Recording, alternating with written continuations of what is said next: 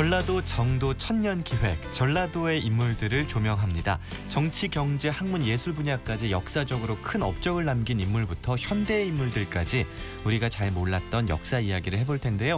광주 매일신문 남성숙 대표와 이 시간 함께하겠습니다. 안녕하세요. 네, 안녕하세요. 오늘 소개해 주실 천년의 얼굴 네. 어떤 분인가요? 예, 오늘은 사실은 세 분 정도 같이 묶어서 얘기를 하려고 그래요. 오. 이제 주인공은 그 우리 화순 능주에 네. 예, 학포당이라고 있는데 이 학포당의 주인공인 학포 양팽손 선생을 얘기하려고 하는데요. 네. 이 학포당에 얽힌 이야기가 우리 조광조 선생님 그리고 네. 소세영과 관련된 얘기가 있어서 그거 좀 말씀드리려고 합니다. 네, 어떤 분이신가요? 학포 양팽소는 사실은 이제 조선 중기에 중종 때 저번에 제가 계속 지금 말씀드리고 있는 기묘사화가 네. 있었던 때에 네. 그 조선을 조금 개혁해보고자 했던 선비 중에 한 분인데요. 네. 특히 우리가 잘 알고 있는 그 조광조하고 아주 절친이었습니다. 네. 우리가 몇 년 전에 여인천하인가요? 제가 그 드라마를 봤는데 대표님 예. 몇 년 전 아니라 그 십수년 전입니다. 예, 십수년 전에 여인찬한가 드라마가 있었는데 그 이레분에서 네네. 그 저 중종이 그 네. 조광조에게 자 이제 삭탈관직을 시키고 이제 유배를 가라 하니까 네. 어떤 선비가 뭐 임금 그 발밑에 있는 저 대돌에다 머리를 찌면서 피가 막 흘리는데 왕이시여 이렇게 좋은 인재를 버리시면 이 나라는 누가 이끌고 갑니까 하고 이제 한 분이 있는데 그 네. 말씀을 하신 분이 학포 양팽손이라고 이렇게 이 자막에 썼었어요. 쓰여 있었다. 쓰여 있었어요. 그래서 제가 그런 정도로 어떤 용기가 있었던 분인데요. 결국은 그 조광조 그 임금이 그렇죠. 그때 당시에 그 드라마를 보면은 네. 조광조는 워낙 좋아했어요. 중종이. 그래 나서 정치 이상이 좀 맞았었죠. 그러나 할 수 없이 이제 그 유배를 시켜야 되는데 네. 어디로 갈 것이냐고 물어봐요. 네. 사실은 유배를 보낸 건 지금처럼 감옥에 보내는 거잖아요. 네. 그래서 물어보지 않습니다. 그냥 어디 섬이나 도저히 한양에 올 수 없는 곳으로 보내는데 조광조의 고향은 경기도 광주예요. 근데 네. 워낙 좋아했기 때문에 가고 싶은 데를 말하라 하니까 네. 조광조가 이렇게 말합니다. 저와 생각이 같은 동지가 있는 전라도로 가겠습니다.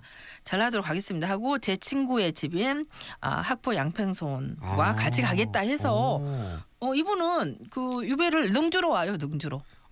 그래서 능주로 와서 이제 학포당에 조광조 선생님하고 양팽손 선생이 딱 계십니다. 네. 어땠을까요? 그 쥐새끼 한 마리 왔다 갔다 안 합니다. 왜냐하면 이제 영모에 연루된 사람들하고 쫓겨왔으니 같이 하면 같이 피해를 볼까봐 사람 왔다 갔다 안 합니다. 안 하죠. 근데 어느 날 여름에 한 명이 옵니다. 네. 그 17살 먹은 청년이 이 네. 학포당 앞에 와서 그 무릎을 꿇고 얘기를 합니다. 저를 마지막 제자로 삼아 주십시오. 그러니까 네. 조광조가 안 된다. 장래가 구말린데 나와 그냥 엮이면 개인적으로 안 된다. 좋아한 걸로 끝내라. 네. 이렇게 얘기를 합니다. 근데 일주일을 밥을 안 먹고 네.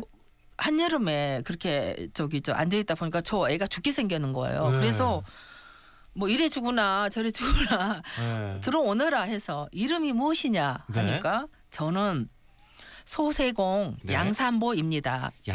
양산보입니다. 이렇게 얘기합니다. 우리 지금 담양에 가면 소세공 가시잖아요. 네. 그 소세공을 지으신 양산보 선생님. 그러니까 조선의 대표 문인이고 우리 예. 소세원 창건자시잖아요. 그렇죠. 그분이 17살 때 그러니까 이런 상황이었던 것 같아요. 우리가 저도 저 고등학교 대학교 때요. 김대중 선생님이 금남로에 온다고 하면 네. 저 그냥 수업도 안 받고 막 쫓아가서 보려고 나갔거든요. 지금 양산보 같은 급으로 가세요. 아니 그래서 이제 그때 네. 당시에 그 조선의 젊은 그 학도들이 네. 굉장히 조광조를 존경했습니다. 그래서 그랬던 선비가 네. 갑자기 이렇게 석탈관직 돼서 내려왔다 하니까 네. 보고 싶은 거예요. 그래서 저는 조광조를 만나러 가겠습니다 하니까 아버지가 네. 그때 당시에 이분은 저기 전라도 담양의 지실마을은 조선의 3대 부호마을에 속해요. 그중 와. 거기에 이제 아버지가 만석군인데 아버지의 꿈이 무엇이었을까요? 아, 얘를 열심히 공부시켜서 과거급제해서 지금으로 치면 서울대본에서 그치, 나란 일을 해야죠. 네네, 네. 큰일을 시켜야 하고 이제 정승이 돼야지. 예, 네. 뭡니까 그 독선생 그러니까 네. 과외 선생님 7명 붙여가지고 이제 공부를 열심히 하고 있었는데 과외 선생을 7명이 붙어요? 예, 하고 있었는데 이야. 간다고 해요. 그냥 네. 아버지가 얼마나 괴롭습니까? 그래서 아버지가 네. 저 하인들어 문을 때려 잠그고 못을 박아버리고 네. 그 못이 있었을까 모르겠는데 여튼간 열쇠를 잘 잠그고 네. 어찌됐건 공부만 해라. 저 하인들로 지키라고 합니다. 근데 머리가 좋잖아요. 그 네. 하인들한테 뭐 이렇게 저 구슬리고 네. 뭐 돈도 주고 해가지고 윽박도 지르고. 결국은 이제 네. 이렇게 열어주게 돼요. 음. 그래서 이분이 그 담양의 그 남면에서 그 위로 쭉 올라가시면 그 능주까지 가는 길로 걸어서 이 학포당을 오게 된 겁니다. 아, 그래서 이제 아 제발 좀 제가 하루라도 좋고 이틀이라도 좋으니까 제자를 삼아 주세요 나를 하니까 거두어 달라. 그래서 그렇게 이제 죽음을 무릅쓰고 이제 하신 거예요. 네. 그래서 조광조가 어쩔 수 없다. 음. 소원이 그러하면 그래서 들어오너라 해서 여기 능주에 와서 조광조 선생님이 3개월 있다가 돌아가세요. 사약을 네. 받고. 근데 네. 그때 3개월 있을 때 유일한 제자. 음. 가 소세공 양산보였던 거죠. 근데 뭐 우리가 좀 추리해보고 했는데 뭐 뭘 가르쳤겠어요. 본인의 이상정치론. 그러니까 조선 사회가 좀 교육도 네. 뭐 우리가 중국거 갔다가 이렇게 좀 공부하고 소학, 대학 뭐 이렇게 하는데 네. 우리 실정에 맞게 공부를 해야 된다. 교육론 그다음에 관원상제 뭐 이렇게 그 너무 이게 허례허식이지 않냐. 네. 뭐 사람이 죽었는데 7일간 상을 치르고 3년간 아무 일도 안 하고 이렇게 하는 게 맞냐. 뭐 이런 네. 식으로 이 개혁론을 말씀을 많이 하셨고 네. 본인의 어떤 이상 정치를 그대로 얘기했죠. 음. 그래서 이제 나중에 소세공 양산보 선생은 이야기를 듣고 이제 사약을 스승이 받고 네. 돌아가신 것까지 보고 이제 그 나중에는 네. 저 고향에 돌아가서 결국은 벼슬길에 나가지 않습니다. 그래요. 본인의 어떤 그 일상 정치론을 네. 담아서 뭐 광풍곽, 제월당 이렇게 해서 성삼 아래로 쭉 그 지금의 우리가 볼 수 있는 소세원을 짓게 되죠. 네, 그러면은 본격적으로 오늘의 주인공인 양팽손 저희 시간이 다 갔는데 제가 예. 자, 다른 인물을 하다가 자, 양평선 선생은 우리 국어책에 나옵니다. 아니 네. 구사책에 어느 정도 뭐라고 절친이었나요? 나왔냐면 네. 그 우리 저 국보로 이분이 그린 그림이 묵죽도라고 네. 국보로 지정돼 있는데 우리나라 조선 최초로 사유의 그림을 그린 화가. 네.